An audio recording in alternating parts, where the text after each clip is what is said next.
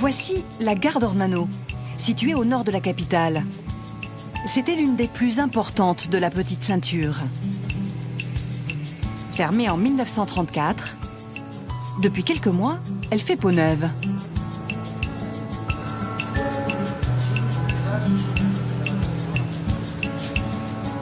Il vous en reste combien là à mettre encore là? Il faut que le ferme sous la table de mon... Ce matin, Philippe Péger, le paysagiste en charge de la rénovation de la gare, dirige les travaux. Nettoyer sur les bords et puis on va en mettre jusqu'au niveau du pont là. Là, on est en train de mettre un paillage de copeaux de hêtre. Donc ça, c'est des déchets de coupe. Et ce copeau de hêtre, en fin de compte, il va servir à stabiliser le sol. Tout ça, c'était les quais. Là, il y avait des hangars, il y avait beaucoup de constructions. Donc ça a été complètement abandonné. Donc ça serait de retrouver ce qu'on appelle de la friche industrielle et de retrouver une certaine activité sur des lieux qui sont assez extraordinaires dans Paris. Les quais sont nettoyés pour être rouverts au public. Et sur les talus, au-dessus des voies, on vient même de créer la plus petite ferme de Paris.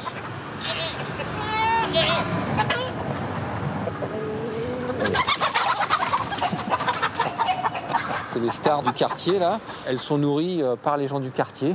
Tout le monde les connaît maintenant. Et elles savent pertinemment quelles sont les personnes qui leur donnent à manger. Le coq, dès qu'il sort, il va chanter une ou deux fois.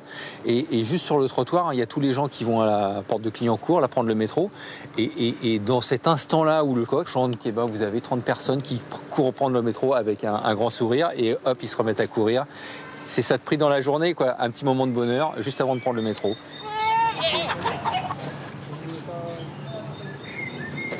Alors là, on quitte les anciens quais, qui étaient l'utilisation et où les voyageurs descendaient. Et là, maintenant, on rentre dans la gare. En fin de compte, les gens arrivaient par ici pour descendre et prendre leur train. Et ça, c'était la gare, avec l'ancienne consigne qui est ici. Et on va rentrer, voir un petit peu comment on a transformé tout ça aussi à l'intérieur. Le lieu est devenu en quelques mois un point de rencontre pour tout le quartier. Ici, on apprend à jardiner ou à s'occuper des animaux. À l'intérieur, on retrouve les volumes de l'ancienne gare.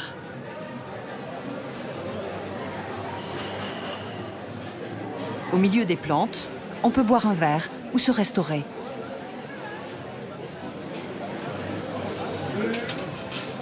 Philippe nous entraîne à présent sur le toit du bâtiment. Bon, ça avance bien là, ouais. Pour découvrir sa dernière création. Pour vous. Bon, c'est bon, tous les mètres comme ça va être pas mal. Et puis après, on va les repalisser de façon à ce que tout revienne sur le toit, là. Le but, c'est de créer sur l'ancienne gare un îlot de verdure, comme un manifeste au milieu de la ville.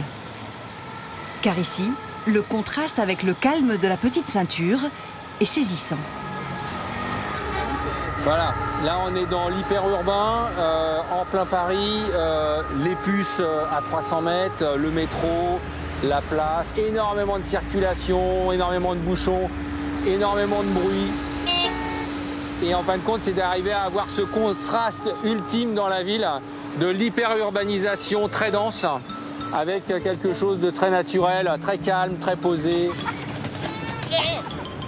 Souvent, on va prendre des exemples à l'étranger, à New York, etc. Mais à Paris, si on avait la possibilité justement que cette trame verte de biodiversité devienne aussi un lieu d'animation, de culture, de production agricole, etc. Là, il y a un énorme potentiel et qu'il va falloir de toute façon mettre en place.